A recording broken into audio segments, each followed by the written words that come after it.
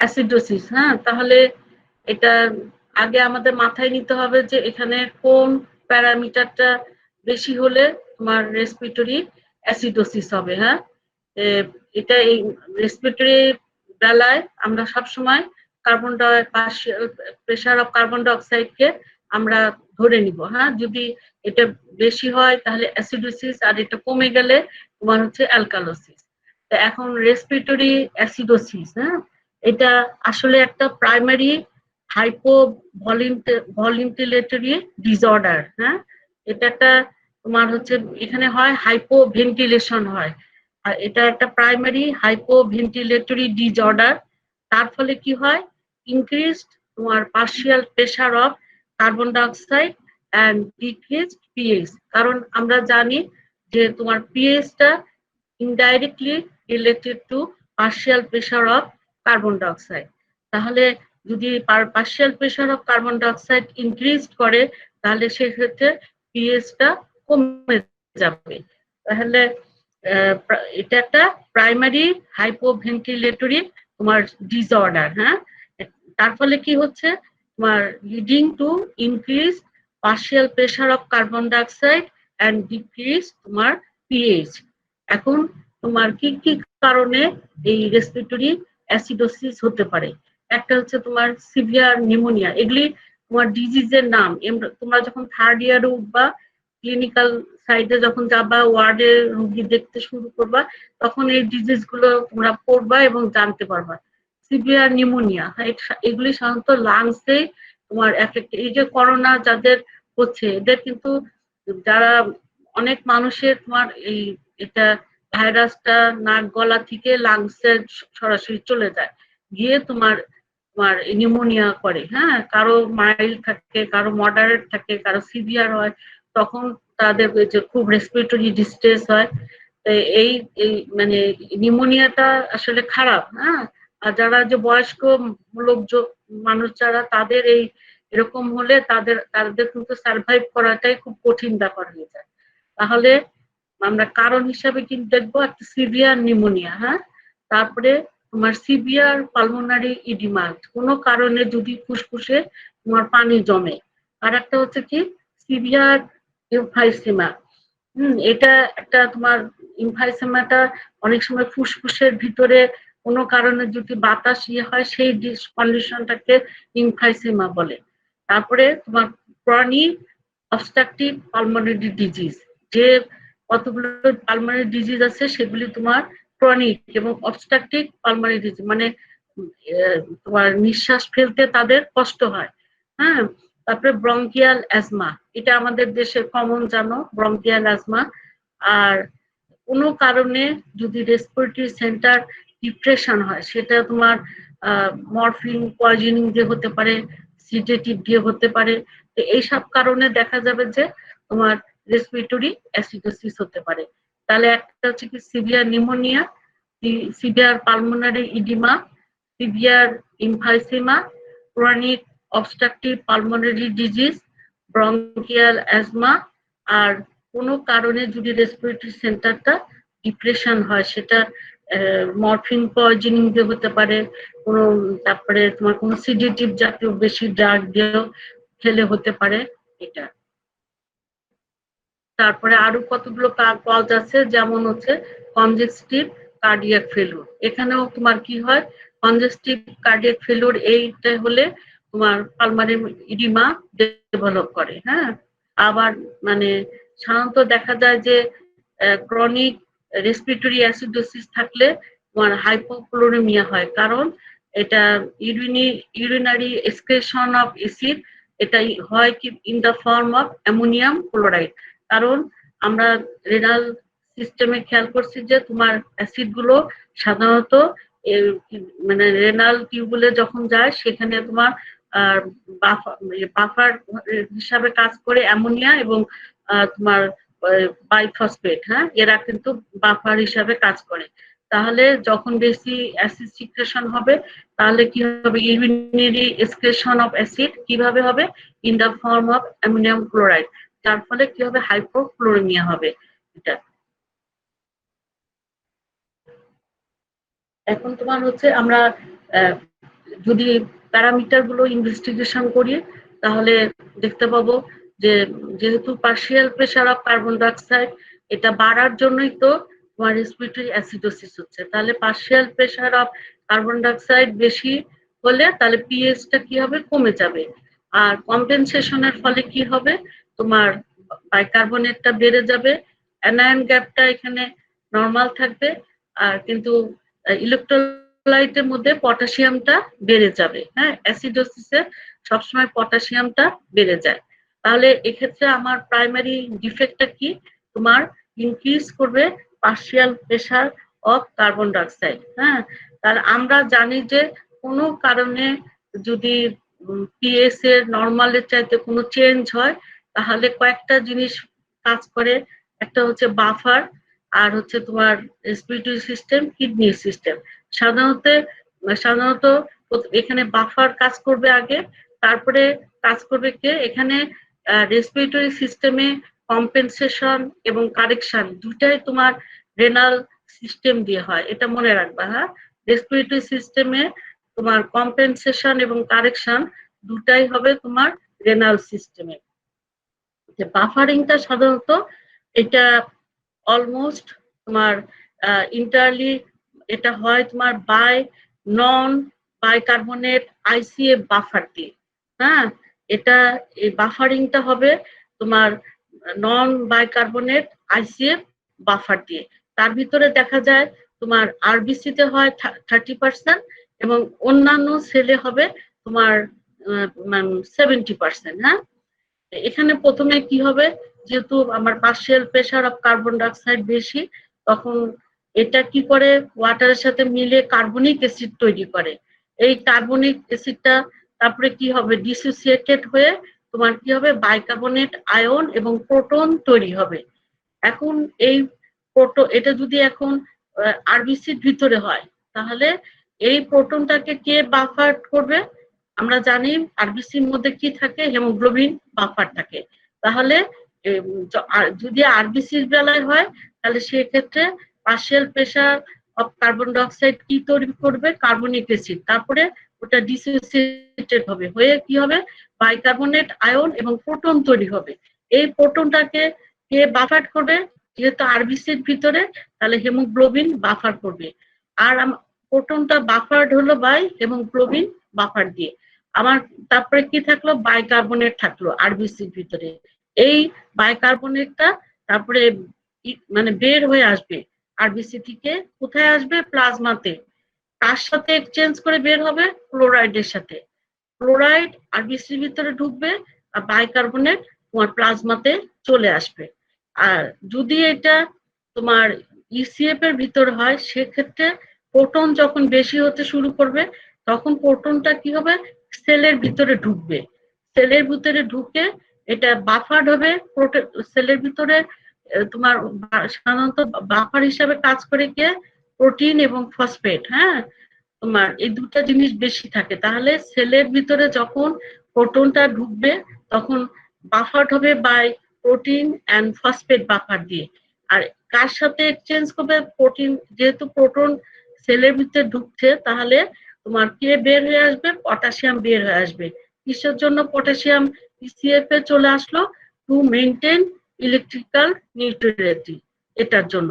তার ফলে কি হবে, দেখা যাচ্ছে যে তোমার বাইকার্বনেট লেভেল বেড়ে যাচ্ছে, যেহেতু পটাশিয়াম ভিতর থেকে বেড়ে আসতেছে, তোমার হাইপার ক্যালিমিয়া হবে আর হাইপোক্লোরিমিয়া হবে। কারণ যখন আরবিসি থেকে বাইকার্বনেট তোমার যখন বাইকার্বনেট ক্লোরাইডের সাথে এক্সচেঞ্জ করতে ক্লোরাইড ঢোকে আর বাইকার্বনেট বের হয়ে আসে, সেজন্য তোমার হাইপোক্লোরিমিয়া হবে। হ্যাঁ, তাহলে প্রথম যে বাফারিংটা হবে সেটা এটা কি দিয়ে হবে, বাই মানে নন বাইকার্বনেট আইসিএফ বাফার। এই আইসিএফ বাফার মানে আরবিসির মধ্যে হবে 30% আর অন্যান্য সেলের ভিতরে হবে 70%।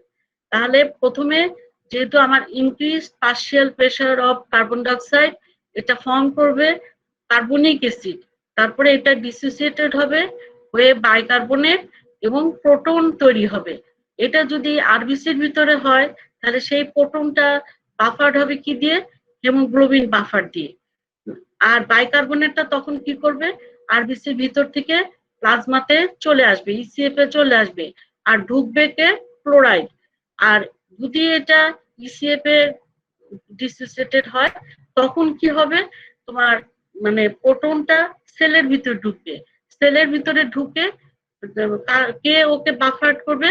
প্রোটিন এবং ফসফেট বাফার। আর তার ফলে কি হবে? প্রোটন ঢোকার জন্য পটাশিয়াম বের হয়ে আসবে। কেন? Due to maintain electrical neutrality এর জন্য। তার ফলে দেখা যাচ্ছে যে তোমার বাইকার্বনেট লেভেলটা তোমার বেড়ে যাচ্ছে, হ্যাঁ। আর হাইপার ক্যালিমিয়াও হবে কিন্তু এক্ষেত্রে, এবং হাইপোক্লোরেমিয়া হবে। এখন তোমার রেনাল কম্পেনসেশনও হবে। রেনাল কম্পেনসেশন কি করবে? তোমার প্লাজমা যে বাইকার্বনেট লেভেল এটাকে বাড়াবে। সেটা ও কিভাবে বাড়াবে? একটা হচ্ছে তোমার এটা ইনক্রিজ করবে by complete bicarbonate reabsorption from proximal convoluted tubule.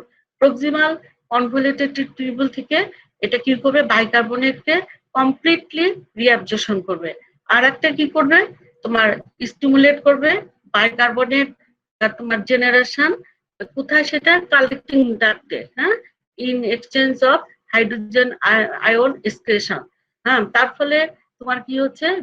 Renal তোমার এই বাইকার্বনেট তোমার জেনারেশন হচ্ছে। হ্যাঁ, একটা হচ্ছে ও রেনাল কম্পেনসেশন কিভাবে প্লাজমা বাইকার্বনেট লেভেলটা বাড়াবে। একটা হচ্ছে complete bicarbonate reabsorption from proximal convoluted tubule. আর একটা হচ্ছে কালেক্টিং ডাক্টে কি করবে? মানে স্টিমুলেট করবে তোমার বাইকার্বনেট জেনারেশন আর প্রোটন এক্সক্রেশন করবে। এইভাবে দেখা যাচ্ছে যে রেনাল কম্পেনসেশনের মাধ্যমে প্লাজমা বাইকার্বনেট লেভেলটা ইনক্রিজ করে। এখন তোমার কারেকশন, কারেকশন যেটা, সেটা প্রথমে আমাকে যে কারণে এই অ্যাসিডোসিসটা হচ্ছে সেটা সেই কারণটাকে আগে ট্রিটমেন্ট করতে হবে। তারপরে তোমার যেহেতু কম্পেনসেশন করার জন্য পিএইচ মানে একটা নর্মাল লেভেলে চলে আসে কাছাকাছি, কিন্তু দেখা যায় যে তোমার সিরাম বাইকার্বনেট কনসেন্ট্রেশনটা হয়তো ইনক্রিজ থেকে যায়, হ্যাঁ, তখন আবার কিডনি কি করবে? এটাকে কারেকশন করবে। সেটা কিভাবে করবে? তোমার কিডনি তোমার ডিক্রিজ করবে তোমার মানে কার্বনেট কনসেন্ট্রেশন কিভাবে? তোমার এটাকে ইনক্রিজ করবে তোমার রেনাল বাইকার্বনেট এক্সক্রেশন। মানে আরেকটা কি করবে? থ্রো তোমার inhibition of the bicarbonate reabsorption from the proximal convoluted tubule. তাহলে কারেকশনটা তারা কি করবে? মানে সাধারণত যখন কম্পেনসেশন হয়ে পিএইচটা যখন নর্মালের প্রায় কাছাকাছি চলে আসে তখন কিন্তু বাইকার্বনেট কনসেন্ট্রেশনটা একটু বেড়ে যায়। সেটাকে আমার ইনিশিয়াল কজটাকে ট্রিটমেন্ট করার পরে কিডনি আবার সেটাকে কি করবে? তোমার মানে কামস ফরওয়ার্ড, হ্যাঁ, to decrease the plasma bicarbonate back to normal. কিভাবে সেটা? By increasing renal bicarbonate excretion through inhibition of bicarbonate reabsorption from proximal convoluted tubule. তাহলে এইভাবে তোমার রেসপিরেটরি অ্যাসিডোসিসটা ইয়ে হচ্ছে, মেনটেইন হচ্ছে। হ্যাঁ, তাহলে তাহলে তোমরা প্রথমে মনে রাখবা যে এটা যদি ডেফিনিশন আকারে যদি তুমি বলো তাহলে বলবা যে এটা একটা primary hypoventilatory disorder leading to increased partial pressure of carbon dioxide and decreased pH। কারণগুলো মুখস্থ করে ফেলবা একদম step by step. Severe pneumonia, তারপরে সিভিয়ার পালমোনারি ইডিমা, তারপরে তোমার রেসপিরেটরি মানে ক্রনিক যে অবস্ট্রাকটিভ পালমোনারি ডিজিজ আছে সেগুলিতে, ব্রঙ্কিয়াল অ্যাজমা এসবে। আর রেসপিরেটরি সেন্টারটা কোনো কারণে যদি ডিপ্রেশন হয় বা তোমার সিডেটিভ অথবা মরফিন পয়জনিং এ, আবার অনেক সময় অ্যানেস্থেসিয়াতেও যখন অজ্ঞান করে যে কোনো অপারেশনের সময় তখনও কিন্তু এটা হতে পারে। হ্যাঁ, এটা আর প্রথমে আমাদের কয়েকটা জিনিস মনে রাখতে হবে যে কিভাবে বাফারিং হচ্ছে, কিভাবে কিডনি রেনাল সিস্টেম কম্পেনসেশন করতেছে, আর কারেকশনটা কিভাবে হচ্ছে। বাফারিংটা মনে রাখবা যে এক্ষেত্রে বাফারিংটা হবে by non bicarbonate ICF buffer দিয়ে, সেটা আরবিসি তে হবে 30% এবং অন্যান্য সেলে হবে 70%। এখানে যে partial pressure of carbon dioxide increase করে সেটা কি তৈরি করবে, কার্বনিক অ্যাসিড, এবং এই কার্বনিক অ্যাসিড সঙ্গে সঙ্গে এটা কি হয়, ডিসোসিয়েটেড হয় হয়ে বাইকার্বনেট আয়ন এবং প্রোটন তৈরি করে, মানে হাইড্রোজেন আয়ন তৈরি করে। এখন যদি এটা আরবিসির ভিতরে ঘটে তাহলে প্রোটনটাকে কে বাফার করবে, হিমোগ্লোবিন বাফার। আর যদি মানে অন্য যদি ইসিএফ এ হয় তাহলে এটা কি হবে, প্রোটনটা কি হবে সেলের ভিতরে ঢুকবে, ঢুকে সেখানে কে বাফার করবে, প্রোটিন বাফার এবং ফসফেট বাফার। আরবিসির ভিতরে তোমার প্রোটনটা বাফার হচ্ছে হিমোগ্লোবিন বাফার দিয়ে, আর বাইকার্বনেটটা বের হয়ে আসতেছে ইন এক্সচেঞ্জ অফ ক্লোরাইড। হ্যাঁ, in exchange of chloride bicarbonate বের হয়ে আসতেছে আর ক্লোরাইডটা আরবিসির মধ্যে ঢুকছে। আর অন্য সেলের বেলায় কি হচ্ছে, প্রোটন সেলের ভিতরে ঢুকে সেখানে বাফার হচ্ছে বাই প্রোটিন দিয়ে এবং ফসফেট বাফার দিয়ে। আর এখানে যেহেতু প্রোটন তোমার ঢুকছে সেজন্য পটাশিয়ামটা সেলের ভিতর থেকে ইসিএফ এ বের হয়ে আসবে। কেন বের আসবে, টু মেইনটেইন ইলেকট্রিক্যাল নিউট্রালিটি। এর ফলে দেখা যাবে যে তোমার বাইকার্বনেট বেড়ে যাচ্ছে, তারপরে পটাশিয়াম লেভেলও যদি আমরা দেখি সেটাও বেশি পাবো, আর ক্লোরাইডের ইয়েটা কমে যাবে। হ্যাঁ, এটা আর এটা আবার রেনাল সিস্টেমও এটাকে কম্পেনসেশন করে কিভাবে, প্রথমে বাফার করে তারপরে রেনাল সিস্টেম। রেনাল সিস্টেমের কাজ কি, to raise plasma bicarbonate level. এটা কিভাবে করবে, by complete bicarbonate reabsorption from proximal convoluted tubule, আর একটা কি করবে, নিউ বাইকার্বনেট জেনারেশন মেকানিজমের মাধ্যমে। আর কারেকশনটা সাধারণত আমরা কারেকশন কি হবে, যে ইনিশিয়াল যে কজ সেটা তোমার রেসপিরেটরি ডিজিজের সেটা তোমার ট্রিটমেন্ট করতে হবে।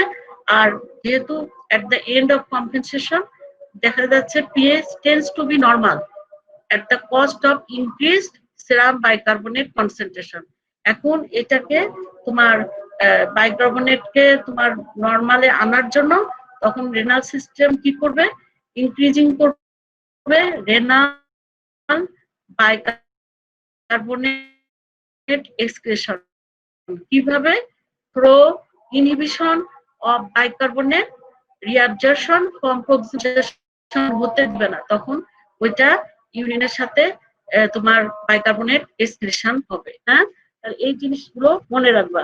রেসপিরেটরি অ্যালকালোসিস, তাহলে রেসপিরেটরি অ্যালকালোসিসে তোমার কি হবে, এক্ষেত্রে কোন প্যারামিটারটা তোমার কি হলে আমরা বুঝবো যে তোমার রেসপিরেটরি অ্যালকালোসিস।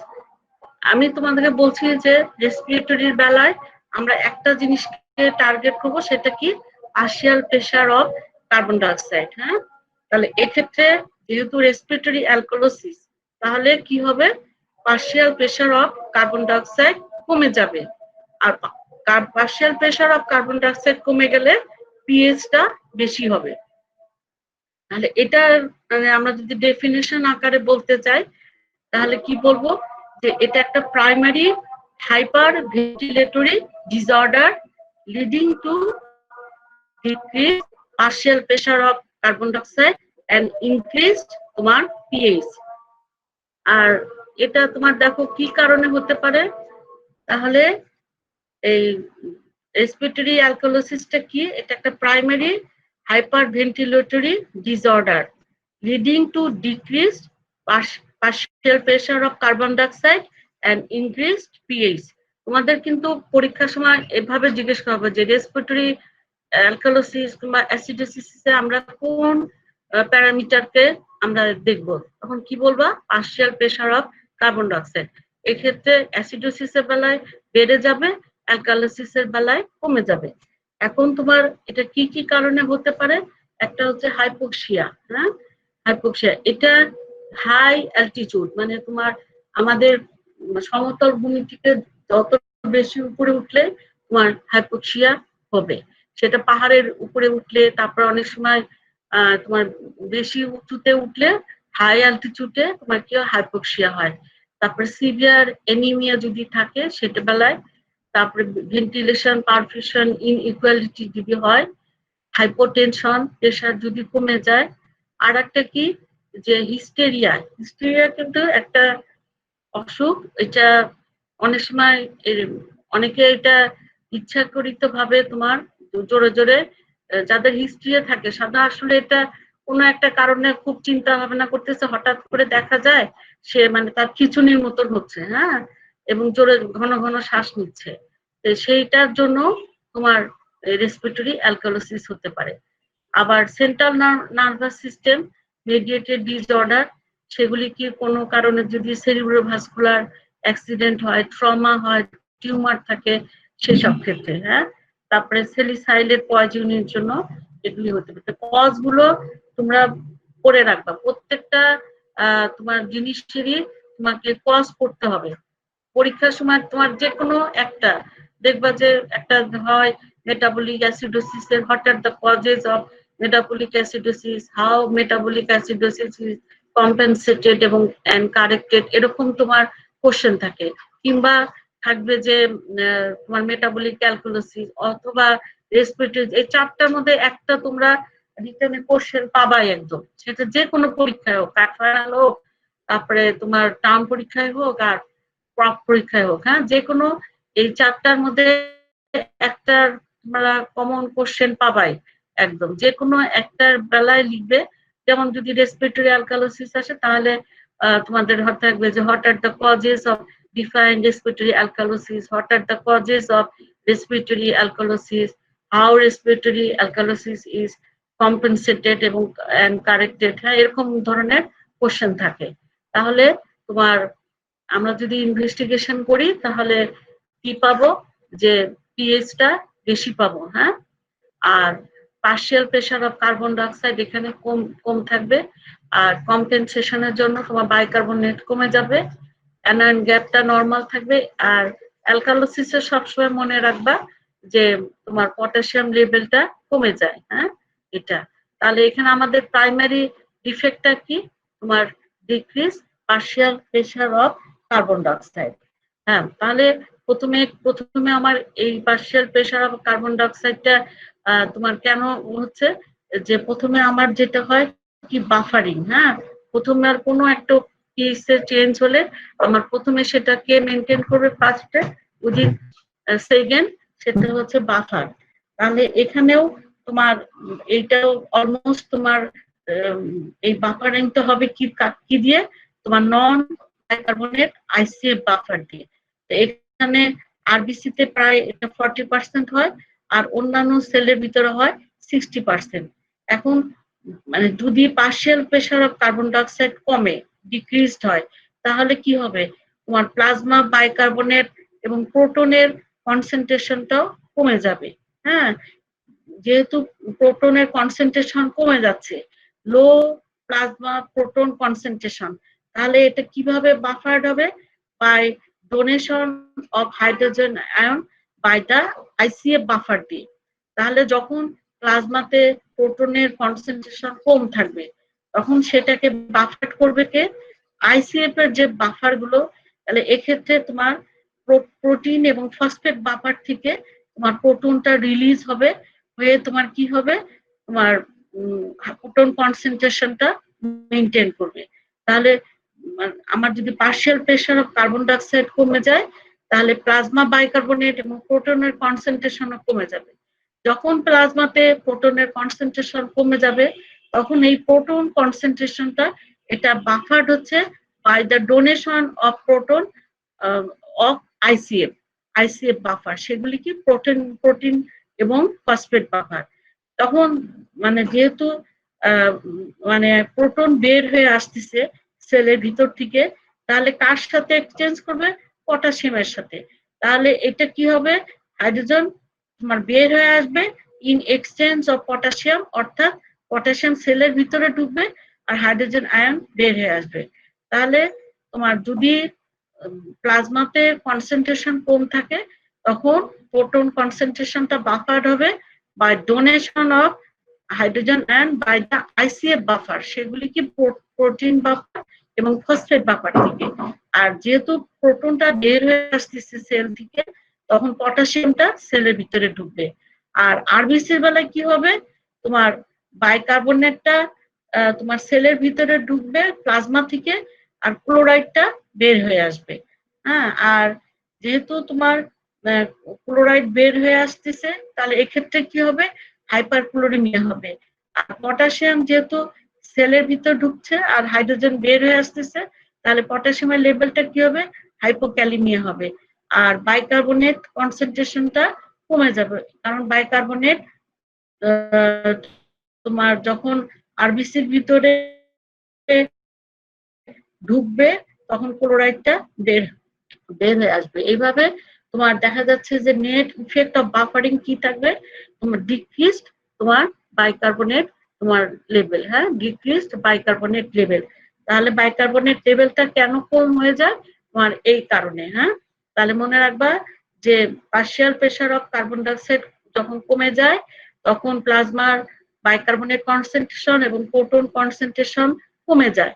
তখন প্লাজমাতে যদি প্রোটন কনসেন্ট্রেশন কম হয়, তখন ওটাকে বাফার করার জন্য কে দিচ্ছে, আইসিএফ এর বাফার গুলো, সেটাকে প্রোটিন এবং ফসফেট বাফার।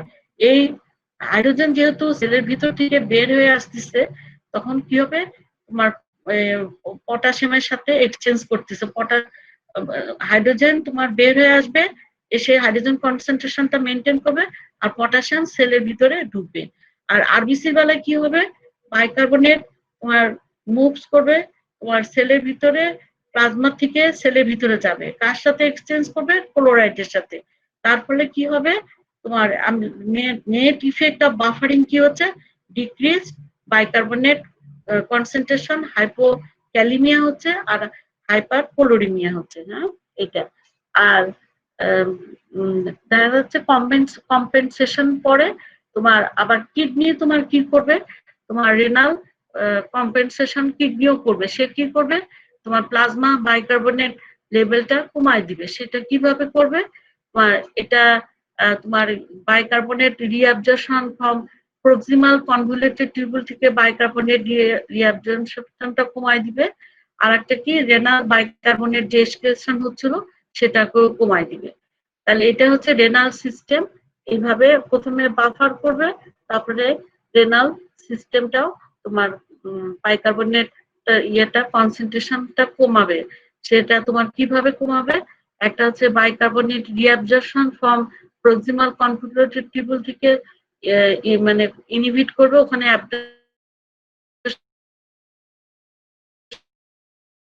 হতে দিবে না, রিঅ্যাবজর্পশন হতে দিবে না, আর একটিকে রেনাল দিবে। হ্যাঁ, এর ফলে কি হবে, প্লাজমা বাইকার্বনেট কনসেন্ট্রেশনটা কমে যাবে। এখন কারেকশনটা কি হবে, প্রথমে হচ্ছে ট্রিটমেন্ট অফ ইনিশিয়াল কজ। হ্যাঁ, আর ট্রিটমেন্ট ইনিশিয়াল যে কজ সেটাকে ট্রিটমেন্ট করতে হবে।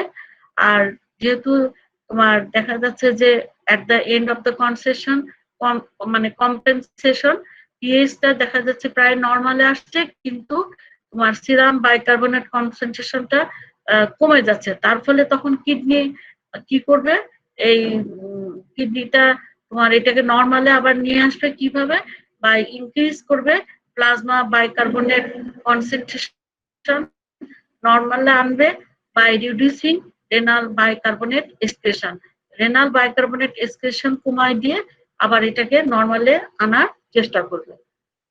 তাহলে এই তোমার হচ্ছে রেসপিরেটরি অ্যাসিডোসিস এবং অ্যালকালোসিস, এই জিনিসগুলো তোমরা ভালো করে পড়বা। চারটা সম্পর্কে, metabolic acidosis, metabolic alkalosis, respiratory acidosis, respiratory alkalosis, এবং classification of acid base disorder. আর কোন কোন প্যারামিটার গুলো আমরা দেখি, মানে অ্যাসিড বেস ডিসঅর্ডার আর এটাকে মানে ডায়াগনোসিস করার জন্য আমরা কি কি প্যারামিটার গুলো দেখি। হ্যাঁ, এগুলি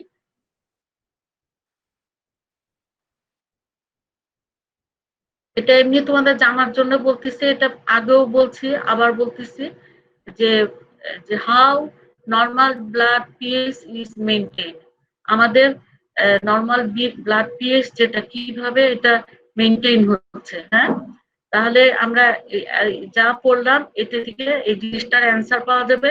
একটা হচ্ছে কি আমরা জানি নর্মাল ব্লাড পিএইচ কত, 7.35 থেকে 7.45, আর এটাকে সবসময় it must be maintained within normal limit for normal biological activity, মানে it must be maintained within normal limit কিসের জন্য, for normal biological activity, কিন্তু বা during metabolic activity metabolic acids are produced, যেহেতু মানে our body যে net acid producer, two types of metabolic acids are produced, সেগুলি কি তোমাদের এর আগে বলছি, একটা হচ্ছে ভোলাটাইল অ্যাসিড সেটা কার্বন ডাই অক্সাইড, আর একটা হচ্ছে নন ভোলাটাইল অ্যাসিড। হ্যাঁ, during metabolic activity metabolic acids are produced, as our body is a net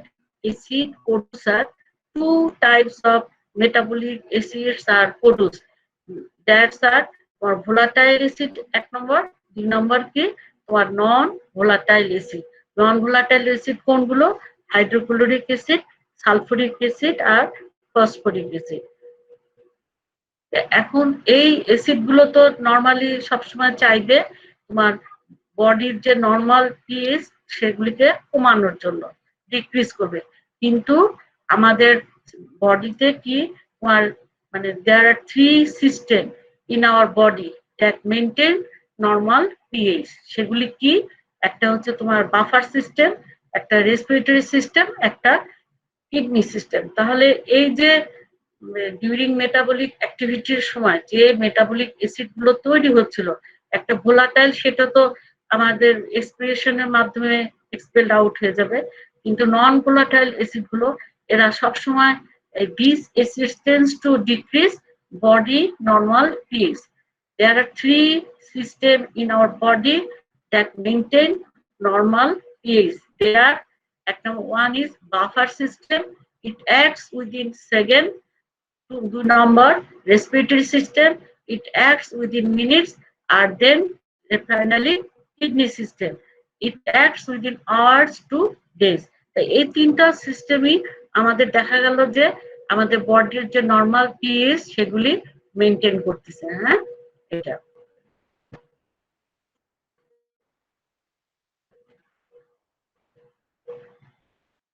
সাধারণত বাফার সিস্টেমে কি হয়, বেস কম্পোনেন্টটা তোমার, তোমরা যে এতক্ষণ যেটা খেয়াল করলা যে বেস কম্পোনেন্ট বাফারে সবসময় কম্বাইন করবে কার সাথে, প্রোটনের সাথে, of hydrogen ion of metabolic acid, এবং কনভার্টেড হবে তোমার উইক অ্যাসিডে, thus prevent any abrupt change of pH.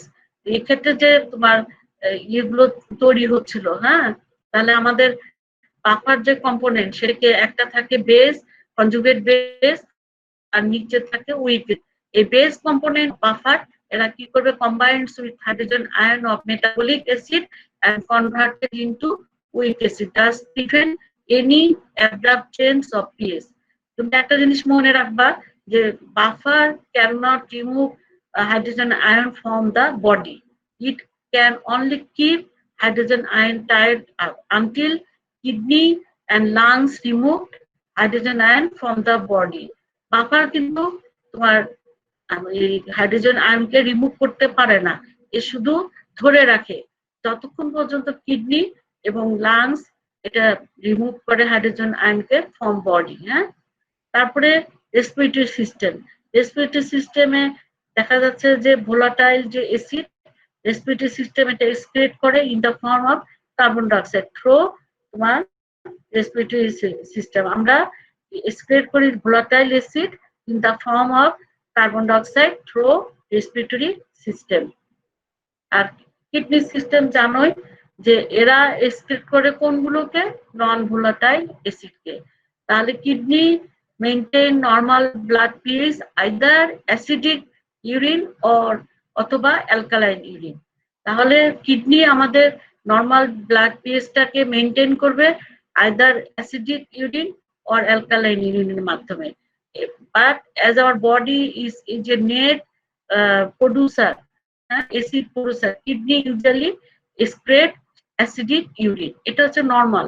সাধারণত এই জিনিসটা এই কিডনি কি সিস্টেমের মাধ্যমে এই জিনিসগুলো করে, একটা হচ্ছে রিঅ্যাবজর্পশন অফ ফিল্টার্ড বাইকার্বনেট, একটা হচ্ছে জেনারেশন অফ নিউ বাইকার্বনেট, আর excretion of non volatile acid. এই kidney maintain normal blood pH, either acidic urine or alkaline urine, but as our body is a net acid producer, kidney usually excretes acidic urine. And this occurs by reabsorption of filtered bicarbonate, generation of new bicarbonate, or excretion of non-volatile acid. এই তিনটা প্রসেসের মাধ্যমে এটা করে।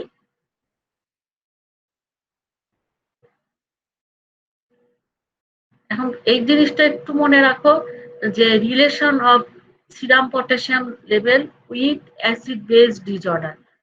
আমরা খেয়াল করছো যে অ্যালকালোসিসের বেলায় সাধারণত দেখা যাচ্ছে যে পটাশিয়াম ইনফ্লাক্স করতেছে, সেলের ভিতরে ঢুকছে in exchange of hydrogen ion.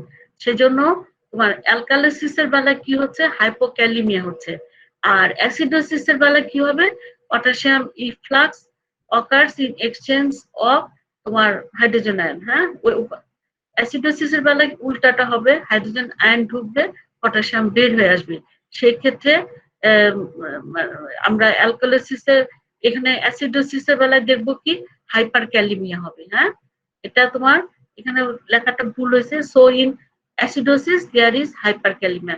একটা জিনিস মনে রাখবা, হাইপার অ্যাসিডোসিসে হাইপার ক্যালিমিয়া হয়, আর অ্যালকালোসিসে তোমার হচ্ছে হাইপোক্যালিমিয়া হবে। হ্যাঁ, এটা মানে যেহেতু পটাশিয়াম বের হয়ে আসবে, আর না পটাশিয়াম হচ্ছে তোমার ঢুকবে সেলের ভিতরে অ্যালকালোসিসে, আর হাইড্রোজেন আয়ন বের হয়ে আসবে, সেজন্য তোমার হাইপোক্যালিমিয়া হবে। আর অ্যাসিডোসিসের বেলা কি হবে, তোমার পটাশিয়ামটা বের হয়ে আসবে আর হাইড্রোজেন আয়নটা ঢুকবে, সেজন্য তোমার অ্যাসিডোসিসের বেলায় এটা কি হবে, হাইপার ক্যালিমিয়া হবে।